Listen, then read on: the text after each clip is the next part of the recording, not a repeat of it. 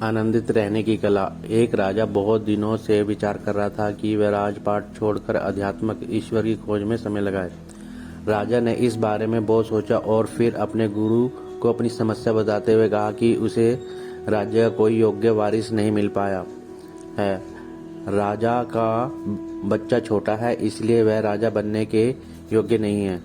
जब भी उसे कोई पात्र इंसान मिलेगा जिसमें राज्य संभालने के सारे गुण हो, तो वह राजपाट छोड़कर शेष जीवन अध्यात्म के लिए समर्पित कर देगा। गुरु ने कहा, राज्य की बागडोर मेरे हाथों में क्यों नहीं दे देते?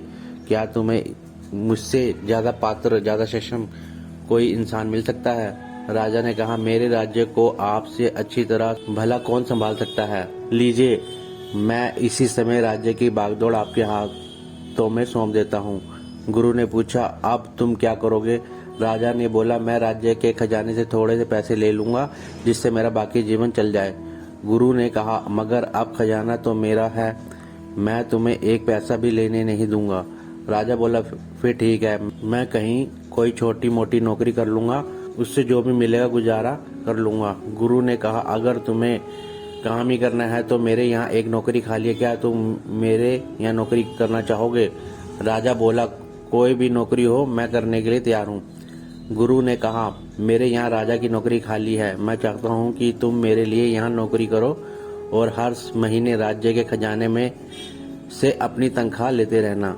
1 वर्ष बाद गुरु ने वापस लौटकर देखा कि राजा बहुत खुश था। अब तो दोनों ही काम हो रहे थे। जिस अध्यात्म के लिए राजपाट छोड़ना चाहता था वह भी चल रहा था और राज्य की संभाल का काम भी अच्छी तरह चल रहा था। अब उसे कोई चिंता नहीं थी। क्या परिवर्तन हुआ? कुछ भी तो नहीं। राज्य वही, राजा वही, काम वही, बस दृष्टिकोण बदल गया।